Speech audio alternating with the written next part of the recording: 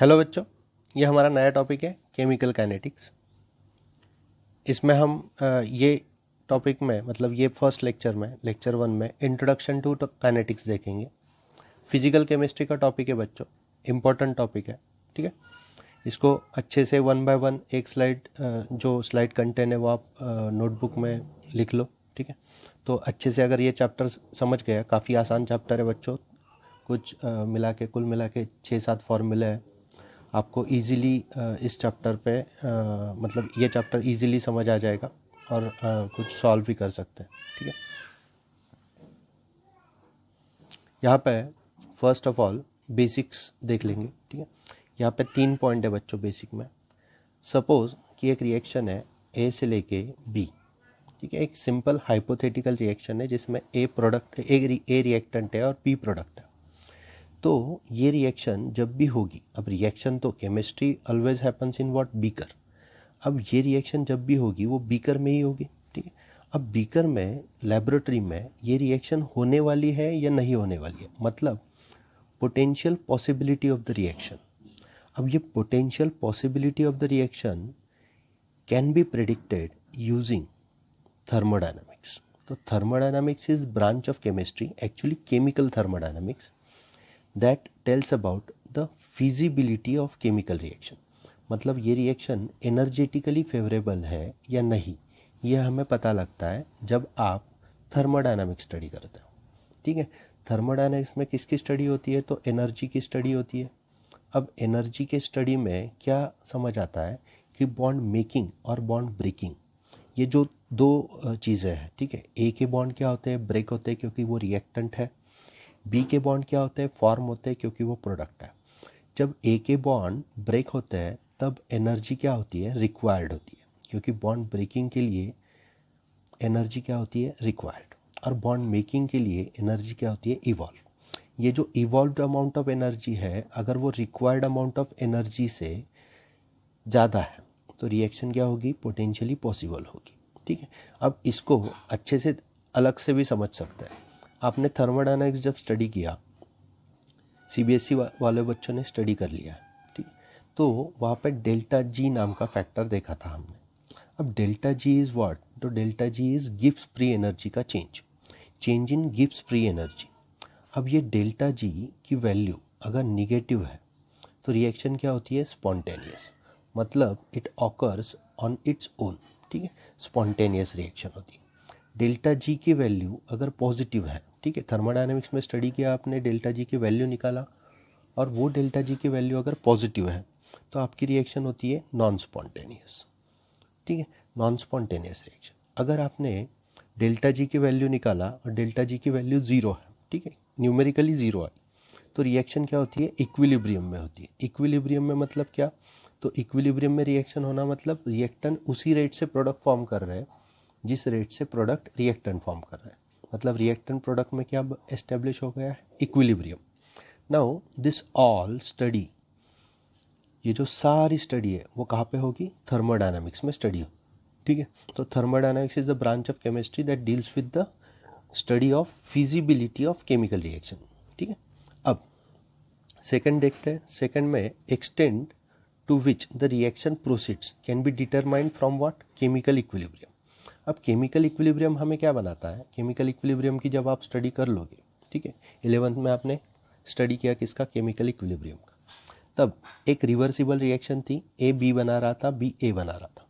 इस reversible reaction में आपने सोचा कि ये रिएक्शन जब थोड़ा टाइम हो जाएगा तो क्या इक्विलिब्रियम में है या प्रोडक्ट साइड को है या रिएक्टेंट साइड को है, मतलब क्या प्रोडक्ट ज़्यादा बन रहा है, प्रोडक्ट का कॉन्सेंट्रेशन ज़्यादा है, मतलब रिएक्शन फॉरवर्ड में ज़्यादा जा रही है, या रिएक्टेंट का कॉन्सेंट्रेशन ज़्यादा है, मतलब रिएक्शन बैकवर्ड में ज़्यादा जा रही है, मतलब फॉरवर्ड ज़्यादा हुई नहीं।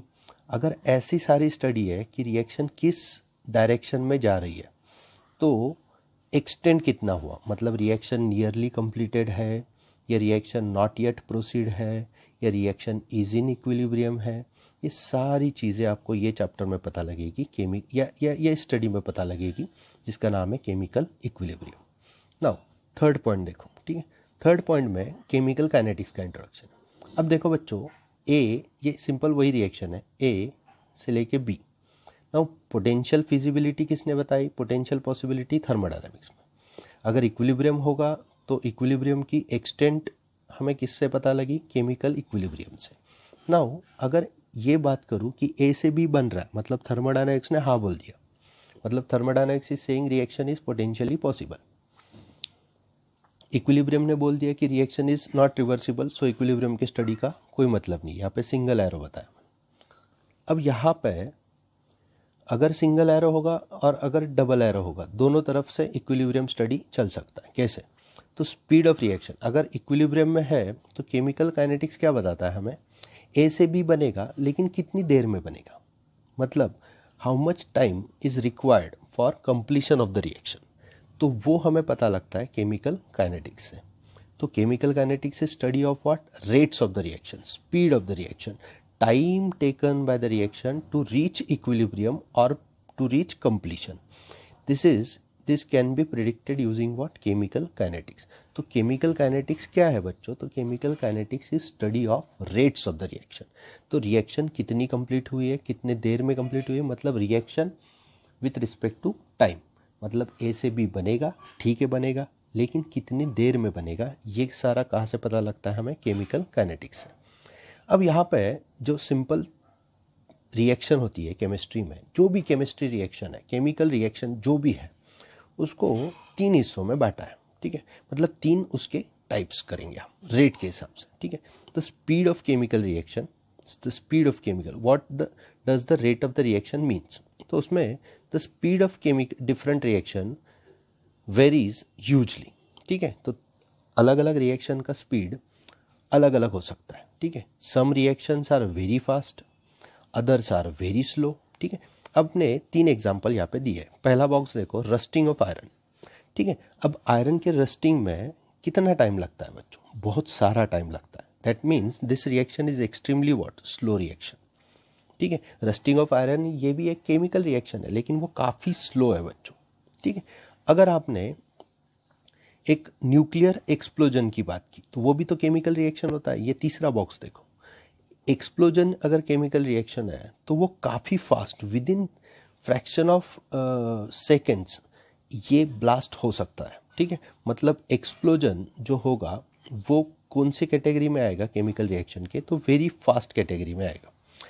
नाउ जो सारे रिएक्शन हम बीकर में करते हैं, जब लैब प्रैक्टिकल में आप कोई भी रिएक्शन कर रहे हो, लैब में प्रैक्टिकल चालू है सपोज स्कूल का, और वहाँ पे जो भी आप रिएक्शन कर रहे हो वो जनरली इस कैटेगरी में आता है। That means fast reaction. अब इसको थोड़ा सा बदल देंगे अपन, फास्ट नहीं बोलेंगे, इसको मॉडरेट बोलेंगे। तो मॉडरेट रिएक्शन मतलब मॉडरेट रेट रिएक्शन, जैसे कि बेकिंग है, ठीक है। तो ब्रेड वगैरह, बेकिंग वगैरह, इसमें जितने जो कुछ केमिकल रिएक्शन होंगे वो मॉडरेट होंगे, मतलब नट वो ज़्यादा स्लो नहीं होंगे या ज़्यादा फास्ट भी नहीं होंगे। मतलब speed of chemical reaction is called rate of the reaction. And what is rate of the reaction? Is rusting of iron very slow, ये मॉडरेट है जो हम केमिस्ट्री में परफॉर्म करते हैं। एक्चुअली इसका ही हमें ज़्यादा जो है वो स्टडी करना है। और explosion is what? Type of very fast reaction, ठीक है। तो ये 3 कैटेगरी आप पहले याद रखो, ठीक है। आगे जाता है, ठीक है। यहाँ पे सपोज एक सिंपलेस्ट ऑफ रिएक्शन लेता हूँ, ए दे रहा है बी, ठीक है। तो ए से बन रहा है बी। अब आप क्या करो, ए जब भी बीकर में इमेजिन करना है सपोज, ठीक है, ये थोड़ा सा ए से बी, तो ये रिएक्शन को हमें chemistry always take place in what? Beaker. तो बीकर में आपको शुरुआत को क्या होगा? बीकर में आपके घर में, मतलब आपके पास शुरुआत को क्या होगा? ए होगा, मतलब रिएक्टेंट्स होंगे।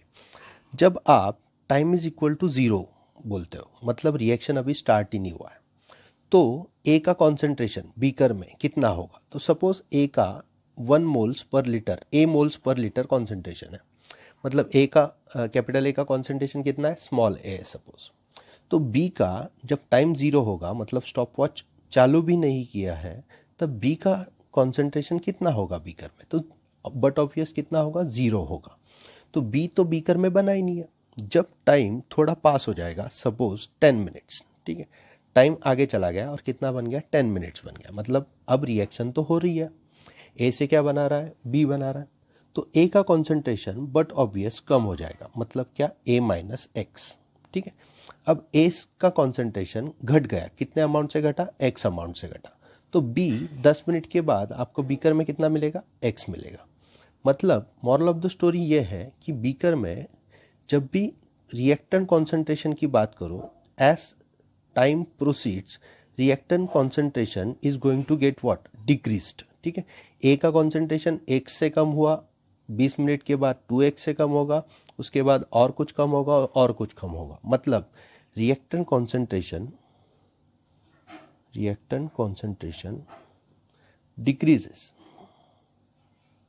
As reaction proceeds. रिएक्शन जब भी प्रोसीड होती है तो रिएक्टेंट का कॉन्सेंट्रेशन क्या होगा, डिक्रीज होगा। और प्रोडक्ट का कॉन्सेंट्रेशन, तो product concentration is or increases, product concentration increases as reaction proceeds, ठीक है। तो रिएक्टेंट का कॉन्सेंट्रेशन डिक्रीज होने वाला है और प्रोडक्ट का कॉन्सेंट्रेशन क्या होने वाला है, इंक्रीज होने वाला है। नाउ यू कंसीडर कि हमें एक थोड़े ग्राफ निकालते हैं, ठीक है। ग्राफ किसके, तो रिएक्टेंट और प्रोडक्ट कॉन्सेंट्रेशन के, ठीक है। रिएक्शन वही है, हाइपोथेटिकल सिंपल रिएक्शन है ए से बी, ठीक है। अब हम कॉन्सेंट्रेशन वर्सेस टाइम का ग्राफ देखते हैं, ठीक है। दोनों ग्राफ कॉन्सेंट्रेशन वर्सेस टाइम होंगे। तो ग्राफ कैसे मिलेगा बच्चों, दो एक्सिस होंगे, यहाँ पे कॉन्सेंट्रेशन होगा, यहाँ पे क्या होगा, time. Now you have to consider कि कॉन्सेंट्रेशन ए का शुरुआत को, ये सपोज रिएक्टेंट का ग्राफ, सपोज नहीं, ये रिएक्टेंट का ग्राफ है सपोज। तो रिएक्टेंट में ए का कॉन्सेंट्रेशन जब टाइम 0 होगा तब कितना होगा, फुल होगा, मतलब कॉन्सेंट्रेशन मैक्सिमम होगा जो आपने बीकर में लिया। जैसे जैसे टाइम प्रोसीड होगा, यहाँ पे टाइम कितना होगा, 0 होगा, और यहाँ पे 5 minute, 10 minute, 15 minute, 20 minute, like this. तो एज रिएक्शन प्रोसीड्स ए का कॉन्सेंट्रेशन क्या होने वाला है, कम होने वाला है, it will be like this. तो आपको ग्राफ कैसे मिलेगा, ऐसे ही मिलेगा, ए का concentration decreases as what, time proceeds. अब प्रोडक्ट के बारे में बात करते हैं, तो प्रोडक्ट में क्या होने वाला है बच्चों, काइनेटिक्स में यही दो चीज़ें होने वाले। प्रोडक्ट में प्रोडक्ट कॉन्सेंट्रेशन शुरुआत को कितना होगा, ये सपोज कॉन्सेंट्रेशन है और ये क्या है, टाइम है। तो प्रोडक्ट कॉन्सेंट्रेशन शुरुआत को यहाँ पे 0 होगा जब टाइम 0 होगा, क्योंकि बी तो बना ही नहीं है। बी कब बनेगा, जब रिएक्शन प्रोसीड होगी। जैसे जैसे टाइम आगे बढ़ेगा बी का कॉन्सेंट्रेशन क्या होते जाएगा, बढ़ते जाएगा, लाइक दिस। तो आपको कॉन्सेंट्रेशन ऑफ प्रोडक्ट का ग्राफ, कॉन्सेंट्रेशन वर्सेस टाइम का ग्राफ ऐसे मिलेगा। मतलब रिएक्शन में अच्छे से काइनेटिक्स के स्टडी से पहले आपको ये बेसिक पता होना कि reactant concentration is going to decrease and product concentration is going to what, increase. तो ये सारी अगर चीज़ें पता है आपको तो आगे बढ़ते हैं, ठीक है। आगे पहले इस स्लाइड को जाने से पहले मैं थोड़ा सा एक ग्राफ देता हूँ, ठीक है। ये ग्राफ को स्टडी करो। सपोज मैं रिएक्टेंट ले रहा हूँ सिर्फ, ठीक है, रिएक्टेंट। अब रिएक्शन तो वही है बच्चों, सर बार बार बोल रहे हैं रिएक्शन वही है। स्टडी के लिए सिंपल स्टडी करना है ना, पहले सिंपल स्टडी करना है तो सिंपल रिएक्शन लेनी है, ठीक है। हाइपोथेटिकल एक सिंपल रिएक्शन है ए से लेके बी, यहाँ पे कॉन्सेंट्रेशन है और यहाँ पे क्या है, time. Now you consider a का कॉन्सेंट्रेशन शुरुआत को क्या होगा, यहाँ पे होगा, मतलब हाईएस्ट होगा शुरुआत को, जब टी इज इक्वल टू क्या है, 0 है, ठीक है। Actually T is equal to 0 है तो ए का कॉन्सेंट्रेशन यहाँ पे लेते हैं, ठीक है। यहाँ पे टी इज इक्वल टू 0 ए का कॉन्सेंट्रेशन लेते हैं, ठीक है। ये इस पॉइंट को निग्लेक्ट करो, यहाँ पे लेते हैं। अब कॉन्सेंट्रेशन धीरे धीरे क्या होगा, कम होगा, like this as reaction proceeds. आप वो कॉन्सेंट्रेशन कैसे भी मेजर कर सकते हो। बीकर में क्या करना है, शुरुआत को एक थोड़ा सा अमाउंट पिपेट आउट करना है, थोड़ा सा अमाउंट, और देखना है कितना कॉन्सेंट्रेशन है। 10 मिनट बाद और थोड़ा सा अमाउंट पिपेट आउट करना है, देखना है ए का कितना कॉन्सेंट्रेशन, तो बट ऑब्वियस वो डिक्रीज होता होगा। फिर 20 मिनट बाद, 30 मिनट बाद, लाइक दिस। तो ये 10 है सपोज, ये 20 है, ये 30 है, लाइक दिस। ऐसे 10-10 मिनट के बाद आप कॉन्सेंट्रेशन देखो ए का, तो concentration of reactant always getting what, decreases as the time proceeds. अगर आपको ये रिएक्शन का रेट समझना है तो रेट क्या होता है बच्चों, रेट एक चीज़ होती है कि सपोज 10 मिनट में ये रिएक्शन का रेट, ये ए का कॉन्सेंट्रेशन इतना था, ठीक है, कितना था, तो A1 था, और 20 मिनट में उसका कॉन्सेंट्रेशन ये था, मतलब क्या था, A2। अब रेट ऑफ रिएक्शन कैसे कैलकुलेट करें, तो सिंपल है, decrease in concentration of A upon क्या करेंगे, टाइम। ठीक है, मतलब decrease in concentration of A upon what, time. मतलब डिक्रीज इन कॉन्सेंट्रेशन क्या करेंगे बच्चों आप, final concentration minus what, initial concentration upon T2 final time minus what, initial time T1। तो ये जो क्वांटिटी बनेगी, तो आप अच्छे से याद रखो, ये क्वांटिटी के वक्त A2 ये जो है वो कम है, ठीक है, दिस इज लेस, और A1 का कॉन्सेंट्रेशन, A1 कॉन्सेंट्रेशन क्या है, ज़्यादा है। मतलब यहाँ पे क्या आ जाएगा, आपका साइन निगेटिव आ जाएगा, क्योंकि ऊपर की क्वांटिटी क्या बन जाएगी बच्चों, निगेटिव। यहाँ पे तो पॉजिटिव है क्योंकि T2 क्या है, T2 20 है और T1 क्या है, 10 है सपोज इस केस में। अब ये निगेटिव आ जाएगा। बच्चों कभी आपने देखा है कि मैं बाइक पे जा रहा हूँ और मेरा स्पीड, बाइक का स्पीड -60 किलोमीटर पर आवर है, ऐसा तो नहीं होगा। मतलब आपको हमेशा हमेशा याद रखना है कि rate of the reaction is always positive. ठीक है, मतलब आपको रेट को क्या कर देना है, निगेटिव से मल्टीप्लाई कर देना है। रेट को निगेटिव से क्यों मल्टीप्लाई किया, क्योंकि रेट तो हमेशा क्या होने वाला है, पॉजिटिव होने वाला है। मतलब decrease in concentration of A upon time, एक निगेटिव क्वांटिटी आई, लेकिन आपने थोड़ा एडजस्ट करके, क्योंकि rate can not be negative, तो rate can not be negative, so rate is multiplied by what, -1। थोड़े अगले स्लाइड में इसको अच्छे से समझ लेंगे। अब ये चीज़ आपको प्रोडक्ट कॉन्सेंट्रेशन में जरूरी नहीं है। प्रोडक्ट कॉन्सेंट्रेशन में ग्राफ तो काफ़ी सिंपल है। कैसे, प्रोडक्ट कॉन्सेंट्रेशन में आपको सिंपल ग्राफ मिलेगा ऐसे, जैसे कि कॉन्सेंट्रेशन है, ठीक है, ए से बी रिएक्शन है, और ये ग्राफ किसका है, तो प्रोडक्ट कॉन्सेंट्रेशन वर्सेस टाइम का ग्राफ। तो देखो, आपने कॉन्सेंट्रेशन है बी का कॉन्सेंट्रेशन शुरुआत को क्या होगा, 0, जैसे कि टाइम है यहाँ पर, तो टाइम इज इक्वल टू 0, तो बी का कॉन्सेंट्रेशन भी 0। एज रिएक्शन प्रोसीड्स, बी का कॉन्सेंट्रेशन क्या होने वाला है, इंक्रीज होने वाला है। तो सपोज इस टाइम पे बी का कॉन्सेंट्रेशन इतना था और इस टाइम पे बी का कॉन्सेंट्रेशन इतना था, तो इस रिएक्शन का इस टाइम के वक्त एवरेज रेट आप कैसे निकालोगे, तो सिंपल है, बी का ये कॉन्सेंट्रेशन क्या था, B1, ये कॉन्सेंट्रेशन था B2, तो आप क्या करोगे, B2 minus B1 upon T2 minus T1, तो average rate of the reaction will be like what, B2 minus B1 and T2 minus T1। तो increase in concentration of product upon time will be your what, rate. अब आप reactant के terms से major करो या product के terms से major करो, आपका जो रेट होगा वो सेम ही आएगा। क्यों सेम आएगा, क्योंकि जितना रिएक्टेंट घटेगा उतना ही तो प्रोडक्ट बढ़ेगा। मतलब रेट स्टडी करने के दो तरीके, क्या तरीका है, रेट कैसे स्टडी किया जाता है, तो रेट सिंपल स्टडी किया जाता है। रेट में एक तो आप increase in concentration of product upon time करो, जैसे कि अपना वेलोसिटी क्या होता है बच्चों, स्पीड क्या होता है, डिस्टेंस ट्रेवल्ड अपॉन टाइम। वैसे ही रेट ऑफ द रिएक्शन क्या होगा, decrease in reactant concentration per unit time, नहीं तो increase in product concentration per unit time. तो this is simplest of the concept of rate. अब इसको अच्छे से आगे स्लाइड में समझते हैं, ठीक है। आगे ये स्लाइड है, understanding the rate of chemical reaction. अब इसमें एक रिएक्शन दी है, कंसिडर द हाइपोथेटिकल रिएक्शन। ये सीबीएसई से डायरेक्ट स्क्रीनशॉट है बच्चों, ठीक है। Consider a hypothetical reaction assuming the volume of the system remains constant, ठीक है। मतलब वॉल्यूम मतलब बीकर का जो वॉल्यूम होगा तो वो तो बदलेगा नहीं ना, बीकर विल बी बीकर, ठीक है, तो वो तो बदलेगा नहीं। तो रिएक्शन क्या दी है, तो यहाँ पे ए बी का एग्जाम्पल नहीं है, यहाँ पे क्या है, आर पी का है, कुछ फर्क नहीं पड़ता, ए की जगह आर लिया है, आर का मतलब रिएक्टेंट, और पी की जगह ये प्रोडक्ट की जगह, बी की जगह प्रोडक्ट लिया है, प्रोडक्ट मतलब पी। तो 1 mole of reactant produces 1 mole of product, ये है भी रिएक्शन की स्टोइशियोमेट्री। तो यहाँ पे देखो कुछ नहीं है मतलब 1 है, और यहाँ पे कुछ नहीं है मतलब 1 है। तो 1 mole of reactant produces 1 mole of what, product. अगर ऐसा होगा तो R1 और P1 are concentration of R and P respectively at time T1 and R2 and P2 are concentration at time T। मतलब शुरुआत को जब B कर लिया तो R का कॉन्सेंट्रेशन शुरुआत को T1 के टाइम कितना था, R1, और P का कॉन्सेंट्रेशन कितना था, P1। कौन से टाइम को, T1 टाइम को। अब T2 टाइम को ये कॉन्सेंट्रेशन बदल जाएंगे, T2 टाइम को क्या सिनारियो मिलेगा, T2 टाइम को रिएक्टेंट का कॉन्सेंट्रेशन क्या होते जाएगा, R2, और प्रोडक्ट का कॉन्सेंट्रेशन क्या होता जाएगा P2। तो T2 को R2P2 और T1 को R1P1। ठीक है, अब अगर हम क्या करेंगे, डेल्टा टी निकालने का ट्राई करेंगे। डेल्टा टी कैसे निकालेंगे, delta T will be simplest T2 minus T1, जहाँ पे आपको रेट मेजर करना है। तो डेल्टा आर क्या होगा, R2 माइनस R1, और डेल्टा पी क्या होगा, P2 minus P1। Final concentration upon minus initial concentration, यही तो सिंपल चीज़ है रेट निकालते हो।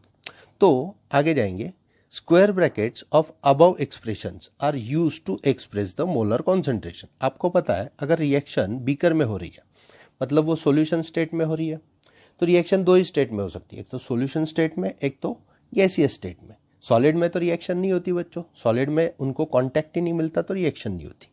अब जब हम सॉल्यूशन में स्टडी कर रहे हैं तो will take into consideration the concentration, और कॉन्सेंट्रेशन टर्म आप अच्छे से सॉल्यूशन एंड कोलिगेटिव प्रॉपर्टी में सीख चुके हैं। कॉन्सेंट्रेशन टर्म क्या होती है, मोल्स पर लीटर। ठीक है, तो ये मोल्स पर लीटर क्या होता है, कॉन्सेंट्रेशन, कितने मोल है 1 लीटर में, तो उसको बोलेंगे हम कॉन्सेंट्रेशन। तो ये सब जो ब्रैकेट में दिया है वो क्या है, कॉन्सेंट्रेशन। टाइम का तो कॉन्सेंट्रेशन नहीं होगा, टाइम क्या होगा, मिनट्स आवर्स में होगा, नहीं तो सेकंड्स में होगा। तो अब हम रेट दो तरह से कैलकुलेट कर सकते हो, यहाँ पे अच्छे से ध्यान दो। एक तो रिएक्टेंट के इससे स्टडी कर सकते हैं, मतलब रिएक्टेंट का रेट जो होगा उसको कैसे स्टडी करेंगे, डिसअपीयरेंस ऑफ ए आर।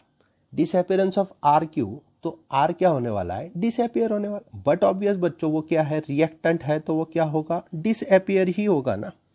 और अगर डिसअपीयरेंस ऑफ आर निकालना है तो कैसा होगा, तो rate is calculated by this thing.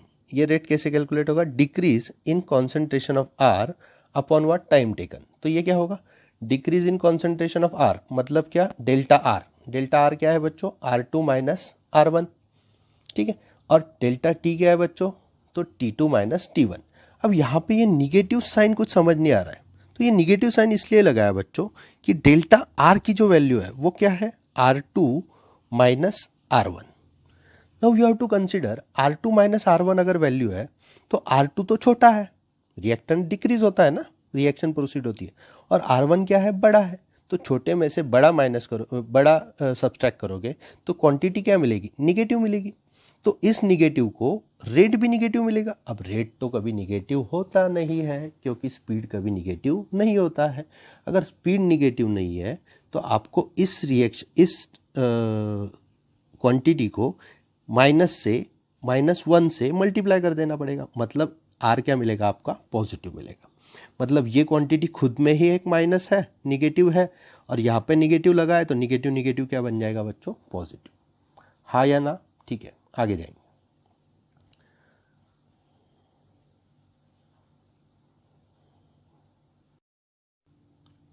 Now मैंने पहले भी बताया कि कोई भी केमिकल रिएक्शन है, ठीक है, कोई भी केमिकल रिएक्शन है तो उसका रेट आप दो तरह से मेजर कर सकते हो। एक तो डिसअपीयरेंस ऑफ रिएक्टेंट, नहीं तो ये सेकंड कंडीशन है, rate of appearance of product. अब इसमें सिंपल है, हमने देखा था रेट कैसे डिटरमाइन होता है, decrease in concentration of reactant पर यूनिट टाइम, नहीं तो increase in concentration of product upon time. तो यहाँ पे increase in concentration of product ऊपर रखेंगे और क्या रखेंगे, टाइम टेकन। तो यहाँ पे क्या है, डेल्टा पी। डेल्टा पी का वैल्यू पता है आपको, डेल्टा पी मतलब P2 माइनस P1। नाउ यहाँ पे P2 क्या था, कॉन्सेंट्रेशन, किसका कॉन्सेंट्रेशन, प्रोडक्ट का कॉन्सेंट्रेशन एट टाइम T2, और P1 क्या था, प्रोडक्ट का कॉन्सेंट्रेशन एट टाइम T1। तो P2 ज़्यादा होगा, P1 क्या होगा, कम, क्योंकि प्रोडक्ट का कॉन्सेंट्रेशन क्या होता है बच्चों, इंक्रीज होता है। तो यहाँ पे हमें निगेटिव से कोई मल्टीप्लाई करने की ज़रूरत नहीं है क्योंकि क्वांटिटी क्या आ रही है, पॉजिटिव। तो यहाँ पे क्या होगा, पॉजिटिव साइन होगा। तो हमेशा याद रखना कि जब भी रिएक्टेंट का रेट होगा तो उसको हम -1 से मल्टीप्लाई कर देंगे, यहाँ पे लिखा है, ठीक है, पढ़ते हैं थोड़ा सा। Since the delta R is negative quantity, अब डेल्टा आर निगेटिव क्वांटिटी क्यों है, पहले बताया, R2 माइनस R1 होता है। तो R2 माइनस अगर R1 होगा तो R2 छोटा होता है, R1 क्या होता है, बड़ा होता है। अगर R1 बड़ा होता है तो ये निगेटिव आएगा, निगेटिव आएगा तो as the concentration of reactant is decreasing it is multiplied by what, -1। -1 से मल्टीप्लाई कर देना पड़ेगा, मतलब किसको, रिएक्टेंट के वर्क को, मतलब ये स्लाइड, पीछे वाली स्लाइड। और अगर rate of the reaction is to make the rate of the reaction is what, positive quantity, तो पॉजिटिव क्वांटिटी मिल जाएगी। अब इक्वेशन 4.1 और 4.2 जो भी था, 4.1 और 4.2, ठीक है। पहले देखो ये क्या था, 4.1 इक्वेशन, ये स्लाइड में ये किसका था, rate of disappearance of reactant, और अगला है 4.2। तो 4.2 कौन सा था, तो rate of appearance of product. तो rate of appearance of product और rate of disappearance of reactant ये रिप्रेजेंट करेंगे किसको, average rate, average rate of what, reaction. तो आर एवरेज, इसको ऐसे लिखेंगे आर एवरेज, तो average rate of the reaction. अब थोड़ा आगे जाते हैं, अगर रेट समझ गया हो, रेट दो तरफ से निकाल सकते हैं, रिएक्टेंट से और प्रोडक्ट से। आगे जाते हैं, यहाँ पे एक स्लाइड है, difference between average rate and instantaneous rate of the reaction. अब सपोज बच्चों में अगर क्लासरूम में होता था तो आपको एक एग्जांपल देता था, अगर मैं औंध में हूं, यहाँ पे औंध है और मुझे जाना है डेक्कन, ठीक है, मेरे बाइक से जाना है, ठीक है। अब बाइक से मुझे औंध से डेक्कन जाना है, ठीक है, ये हुआ मेरा जर्नी। अब देखो औंध से मैं निकला 4 बजे 4 PM और डेक्कन पहुंचा 5 PM को, ठीक है। अब मेरे बाइक को स्पीडोमीटर होगा, ठीक है, होता ही है बाइक को स्पीडोमीटर, और मैं आपके साथ फ़ोन पे भी कनेक्टेड हूँ, ठीक है। तो 4 बजे से 5 बजे, 4 बजे से औंध से निकला और 5 बजे डेक्कन पहुंचा। अब इसमें मुझे कितना जर्नी लेना, कितना आवर्स लेने पड़ेंगे, 1 आवर लेना पड़ेगा, ठीक है।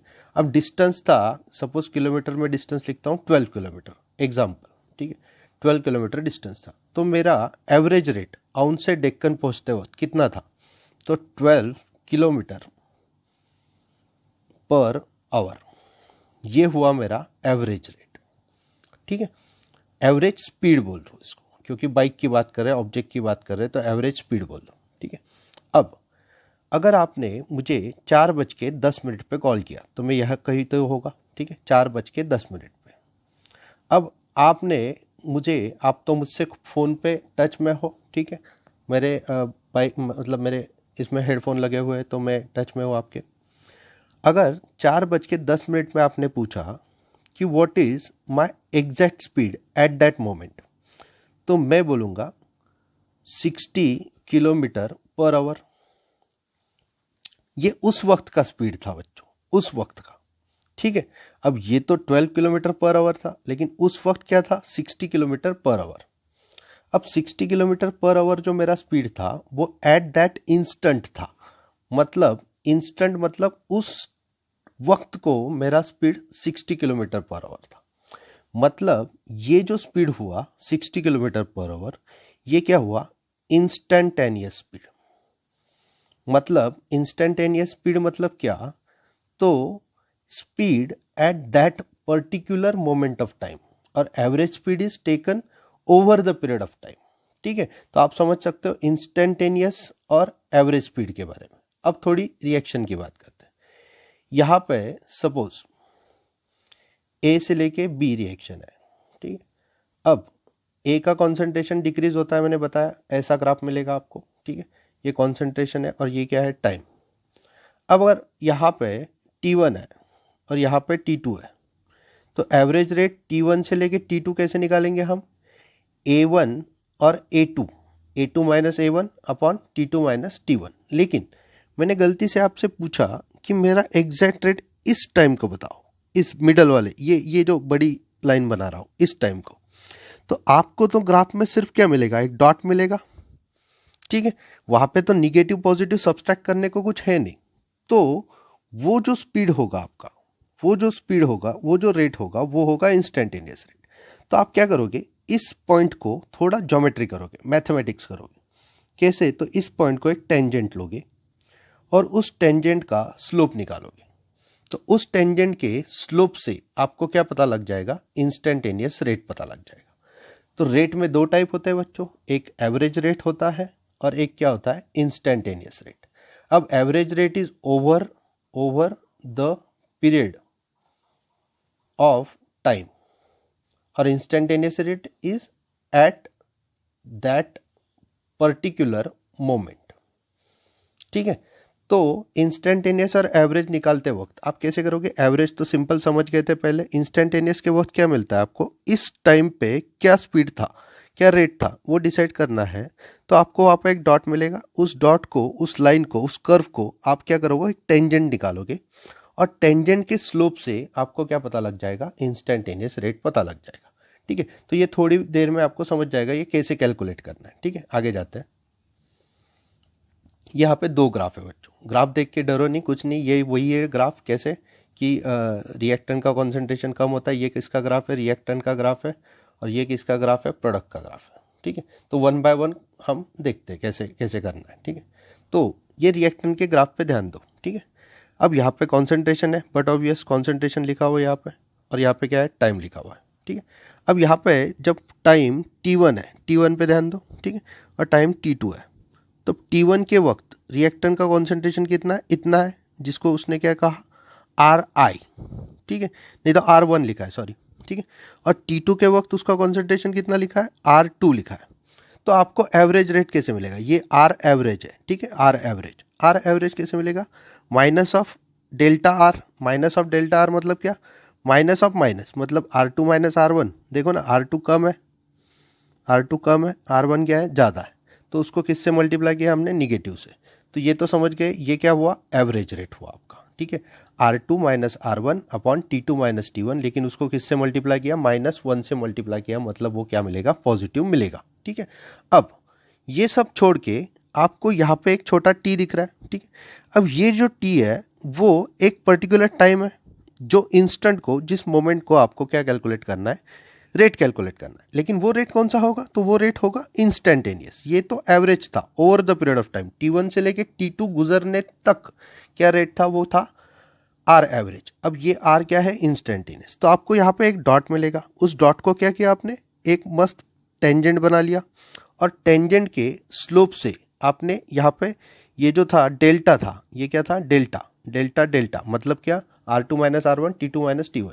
लेकिन यहाँ पे आपने क्या लिया? Small derivative. मतलब ये ऐसे ट्रीट करो कि इसको स्मॉल चेंज इन कॉन्सेंट्रेशन है, very small change in concentration at very small change in time, मतलब dt। तो यहाँ पे इंस्टेंटेनियस रेट के लिए हमेशा क्या यूज़ करोगे आप? d यूज़ करोगे। तो dr अपॉन व्हाट? dt। तो dr अपॉन dt ये क्या मिलेगा? तो ये स्लोप भी क्या मिलेगा? निगेटिव। देखो ना, निगेटिव है स्लोप, स्लोप निगेटिव है, स्लोप निगेटिव है, तो यहाँ पे इंस्टेंटेनियस रेट भी क्या मिलेगा आपको? निगेटिव।